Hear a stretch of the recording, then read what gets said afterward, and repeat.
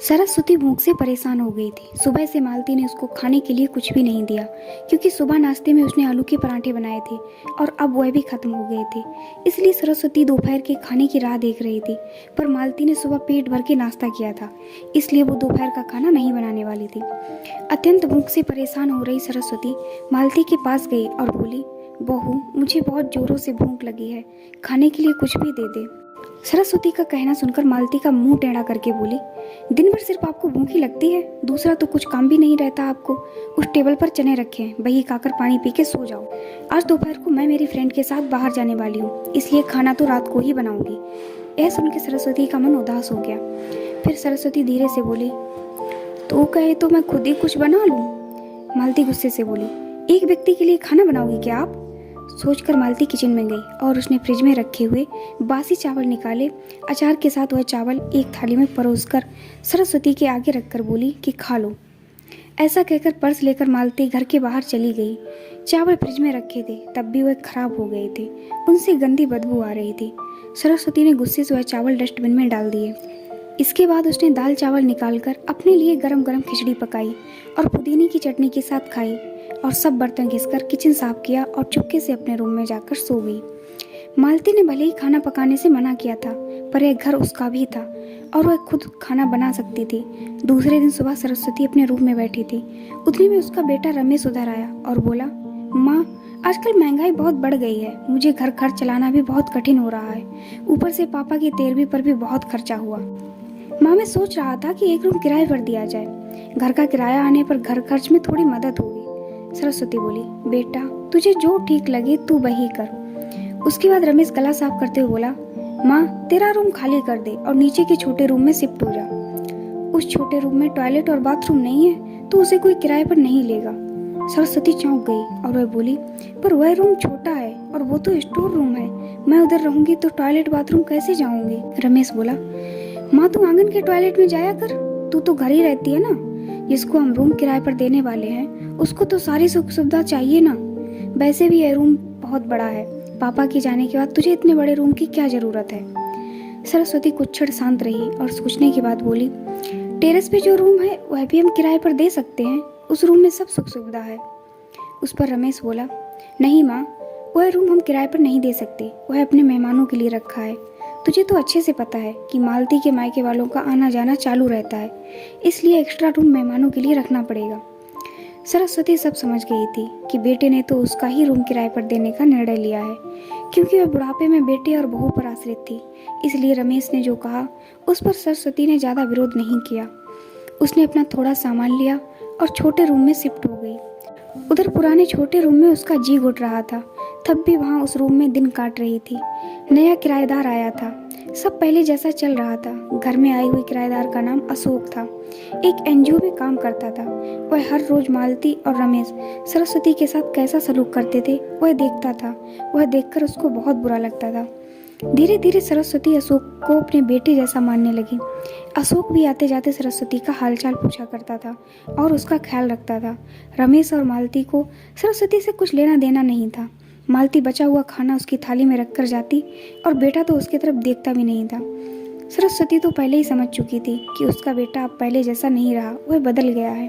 फिर भी वो आंखें बंद करके किसी पालतू पशु जैसी उस घर में रहती थी, क्योंकि बुढ़ापे में उसको दूसरा किसी का सहारा नहीं था। रोटी के 2 टुकड़ों के लिए उसको उनके सहारे रहना पड़ रहा था। कभी कभी सरस्वती को बहुत रोना आता था। सरस्वती अशोक को अपने मन की बातें बताने लगी। उनके पति की मौत बेटे की लापरवाही से हुई थी, पर वो ज्यादा नहीं बोल पा रही थी। जब पति काम पर जाते थे तब घर में हम दोनों को बहुत सम्मान मिलता था। जब वह काम करने में असमर्थ हो गए तब रमेश को उन्होंने घर खर्च में मदद किया कर ऐसा कहा। यह बातें रमेश के मन को बहुत लगी। जब तक पति घर चला रहे थे रमेश अपने सब पैसे बचा लेता था, पर अब शर्म से और मजबूरी में उसको घर खर्च चलाना पड़ रहा था। धीरे धीरे माँ बाप का खर्च उसको बोझ लगने लग रहा था, लेकिन वो स्पष्ट रूप से कुछ भी नहीं कह सकता था। इस बीच पति का स्वास्थ्य बहुत बिगड़ गया और वह चल बसे। डॉक्टर के पास जाने से पता चला कि उनको निमोनिया हुआ था। डॉक्टर थोड़ी महंगी दवाई लिख कर देते थे, तो रमेश पैसे बचाने चाहिए, इसलिए रमेश आधी दवाई लेकर आता था। शुरू में पति का स्वास्थ्य सुधर गया था, तब रमेश ने उनकी गोलियां औषधि बंद कर दी थी। पति भी इन चीजों पर ज्यादा ध्यान नहीं देते थे, लेकिन एक रात में उन्हें सांस लेने में बहुत परेशानी हुई। सरस्वती बहुत घबरा गई और वह भाग भाग के गई और रमेश के कमरे का दरवाज़ा ठोकने लगी और कहने लगी कि पापा का स्वास्थ्य बहुत बिगड़ गया है, चल हम उन्हें डॉक्टर के पास लेकर जाते हैं। उस पर रमेश बोला, माँ मुझे अब सोने दो, मुझे बहुत नींद आ रही है, हम सुबह पापा को डॉक्टर के पास लेकर जाएंगे। ऐसा कहकर उसने दरवाज़ा बंद कर लिया था। सरस्वती रात भर पति के तकिए के पास चिंतित बैठी रही। कभी छाती को तेल लगाकर मालिश कर रही थी तो कभी भाफ दे रही थी, पर भगवान को कुछ अलग स्वीकार था। सुबह तक उनकी मृत्यु हो गई थी। घर में कब्रिस्तान जैसी शांति थी। रमेश रोने का नाटक करने लगा। मालती तो ऐसे रो रही थी कि जैसे उसको वास्तव में ससुर चले गए इस बात पर बहुत दुख हो रहा हो। सबसे ज़्यादा धक्का लगा सिर्फ सरस्वती को, पर वह कुछ बोल नहीं पा रही थी। सरस्वती की आंखों से अश्रु आ रहे थे और उसके होंठ थर थर कांप रहे थे, जैसे कि वो कहना चाहती हो कि अब रोने का नाटक क्यों कर रहे हो, मेरे पति की मौत आप दोनों के जवाबदार हो। पर वह कुछ बोल नहीं पाई। क्रियाक्रम कर दिया गया। सरस्वती के दिमाग में हमेशा एक बात चलती थी, रमेश ने लापरवाही नहीं की होती तो आज मेरे पति जिंदा होते। उनकी मौत के बाद मालती और रमेश का व्यवहार बहुत बदल गया था। सरस्वती को भी उनके व्यवहार की आदत पड़ गई थी, इसलिए वह उनकी तरफ से कोई भी अपेक्षा नहीं रखती थी। पर उसका मन उसे अंदर ही अंदर उसे खाए जा रहा था। ऐसी औलाद को सबक भी नहीं सिखा सकती। एक दिन उसका किराएदार अशोक उसके पास आया और सरस्वती को कुछ बातें उसने समझाई। वह बातें सुनकर सरस्वती की आंखों में एक नई उम्मीद जगी। दूसरे दिन सुबह सरस्वती मालती और रमेश के पास आई और बोली, मुझे तुम दोनों से बहुत जरूरी बात करनी है। मुझे ऐसा लग रहा है कि तुम दोनों को मेरे साथ रहने में प्रॉब्लम है, इसलिए मैंने सोचा कि मैं वृद्धा आश्रम में रहूंगी। सरस्वती का कहना सुनकर मालती बहुत खुश हो गई। रमेश ने थोड़ा दुखी होने का नाटक किया। फिर थोड़ी देर में सरस्वती ने उन दोनों के चेहरे के हाव भाव देखे और बोली, रमेश तुझे दुखी होने की जरूरत नहीं है और मालती तुझे इतना खुश होने की जरूरत नहीं है, पहले मेरी सब बातें सुन लो। और सरस्वती हंसकर बोली, यह बातें सच्ची हैं कि वृद्धा आश्रम में मैं रहूंगी, पर मैं इस घर से कहीं नहीं जाऊंगी। मैं इस घर को ही वृद्धा आश्रम बनाऊंगी। अब यहाँ तुम्हारे जैसे स्वार्थी बेटे और बहू यहाँ नहीं रहेंगे, मेरे जैसे बूढ़े लोग यहाँ रहेंगे। ये मेरा आखिरी निर्णय है। ये सुनकर रमेश और मालती दोनों ही चौंक गए। रमेश और मालती एक दूसरे की तरफ देखने लगे। उन दोनों ने सोचा था कि सरस्वती घर छोड़कर चली जाएगी तो वे दोनों खुशी से रहेंगे। उनको लगा था कि अब उनको सरस्वती की जवाबदारी लेनी नहीं पड़ेगी, उसका ख्याल नहीं रखना पड़ेगा, पर इधर तो सब उल्टा हो गया था। सरस्वती का कहना सुनकर रमेश गुस्से से बोला, माँ तेरा दिमाग तो ठीक है ना, इस घर पर मेरा अधिकार है, फिर तू इस घर को कैसे वृद्धाश्रम बना सकती है? तू भूल रहा है बेटा, अभी तक ये घर मेरे ही नाम पर है। सरस्वती गुस्से से बोली, तुम दोनों ने मुझे बहुत परेशान किया है, छोटी छोटी बातों पर मेरा अपमान किया है, बीमारी के वक्त भी मुझ पर ध्यान नहीं दिया, खाने पीने के लिए भी मुझे बहुत तरसाया। तेरे पिताजी भी मुझे छोड़कर चले गए।